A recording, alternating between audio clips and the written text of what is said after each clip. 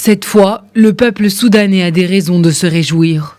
La principale revendication du mouvement de contestation a été obtenue. Le pouvoir sera remis aux mains des civils. Les meneurs de la contestation et les généraux au pouvoir ont finalement paraphé l'accord historique de partage de pouvoir. Le Conseil souverain sera composé de 5 militaires et de 6 civils et devra mener avec un parlement et un gouvernement la transition pendant un peu plus de 3 ans.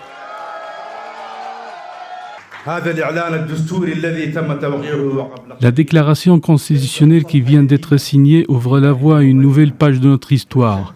Une nouvelle étape de cette révolution voit le jour. Cet accord montre la voie à suivre pour la mise en place d'un gouvernement de transition qui tiendra compte des exigences de la révolution, des exigences pour lesquelles le Soudan a versé le sang de ses enfants.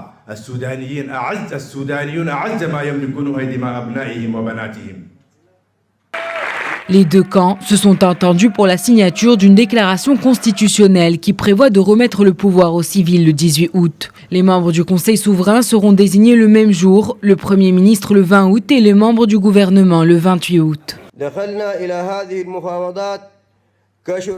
Nous sommes entrés dans ces négociations en tant que partenaires de justice nationale et nous sommes sortis de ces négociations unis. Notre préoccupation concerne l'ensemble du Soudan. La volonté du peuple soudanais a été victorieuse.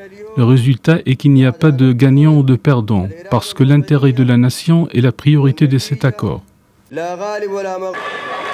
Depuis la destitution du président Omar el-Béchir le 11 avril dernier, plus de 250 personnes sont mortes lors de la répression des manifestations. De nombreux pays ont salué l'accord intersoudanais qui représente une étape importante pour la réalisation de la paix et de la stabilité. L'UE se dit même prête à travailler avec un gouvernement dirigé par les civils.